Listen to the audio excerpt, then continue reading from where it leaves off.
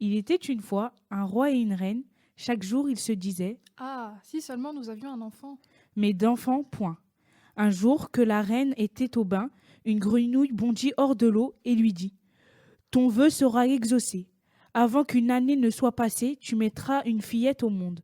Ce que la grenouille avait prédit arriva. La reine donna le jour à une fille. Elle était si belle que le roi ne se tenait plus de joie. Il organisa une grande fête. Il ne se contenta pas d'y inviter ses parents, ses amis et connaissances, mais aussi des fées afin qu'elles fussent favorables à l'enfant.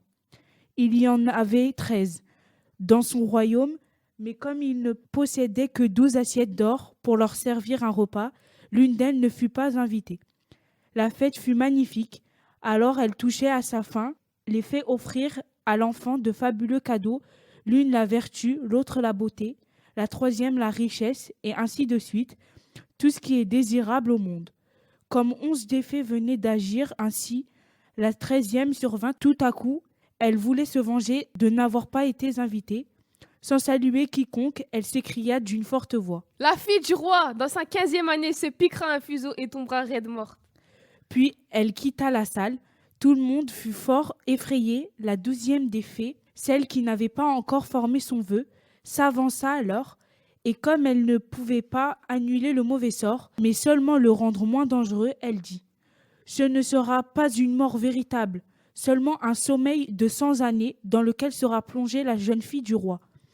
Le roi, qui aurait bien voulu préserver son enfant adoré du malheur, ordonna que tous les fuseaux fussent brûlés dans le royaume.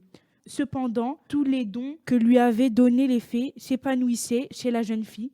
Elle était si belle, si vertueuse, si gentille et si raisonnable que tous ceux qui la voyaient l'aimaient.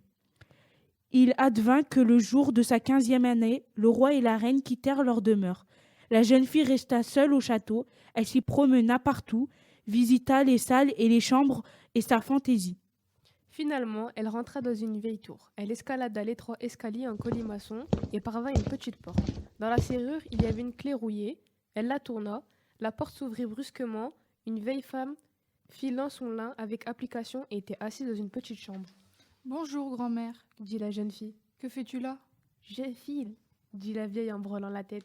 Qu'est-ce donc cette chose que tu fais bondir si joyeusement? Demanda la jeune fille. Elle s'empara du fuseau et voulut filer à son tour. À peine l'eut-elle touché que le mauvais sort s'accomplit. Elle se piqua au doigt. À l'instant même, elle s'affaissa sur un lit qui se trouvait là et tomba dans un profond sommeil. Et ce sommeil se répandit sur l'ensemble du château. Le roi et la reine qui venaient tout juste de revenir et pénétraient dans la grande salle du palais s'endormirent. Et avec eux toute la cour. Les chevaux s'endormirent dans leur écurie, les chiens dans la cour, les pigeons sur le toit, les mouches contre les murs. Même le feu qui brûlait dans l'âtre s'endormit et le rôti s'arrêta de rôtir. Le cuisinier, qui était en train de tirer les cheveux du marmiton, parce qu'il avait raté un plat, le lâcha et s'endormit. Et le vent cessa de souffler. Nulle feuille ne bougea plus sur les arbres devant le château.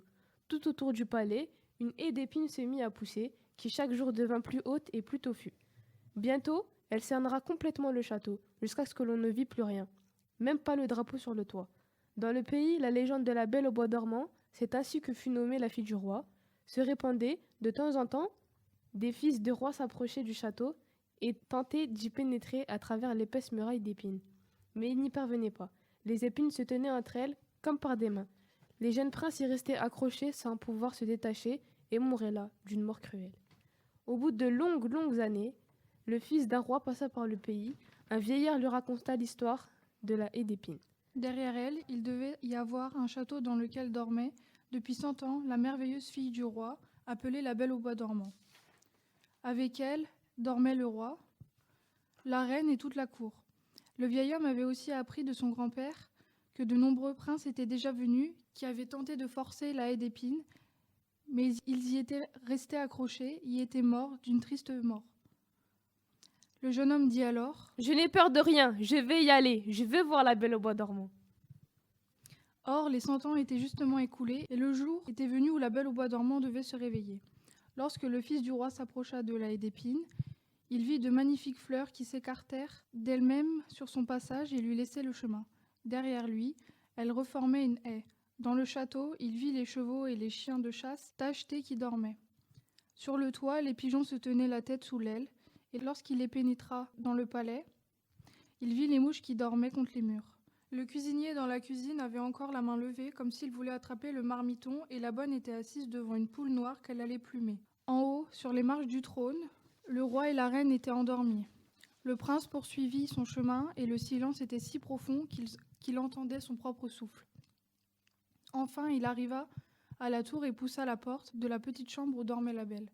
Elle était là, si jolie, qu'il ne put en détourner le regard. Il se pencha sur elle et lui donna un baiser. Alors la belle au bois dormant s'éveilla, ouvrit les yeux et le regarda en souriant. Ils sortirent tous les deux et le roi s'éveilla à son tour, et la reine, et toute la cour, et tout le monde se regardait avec de grands yeux. Dans les écuries, les chevaux se dressaient sur leurs pattes et s'ébrouaient. Les chiens de chasse bondirent en remuant la queue. Sur le toit, les pigeons sortirent la tête de sous leurs ailes, regardèrent autour d'eux et s'envolèrent dans la campagne. Les mouches sur les murs reprirent leur mouvement. Dans la cuisine, le feu s'alluma, flamba et cuisit le repas. Le rôti se remit à rissoler. Le cuisinier donna une gifle au marmiton, si fort que celui-ci en cria, et la bonne acheva de plumer la poule. Le mariage du prince et de la belle au bois dormant fut célébré avec un faste exceptionnel, et ils vécurent heureux jusqu'à la fin de leur mort.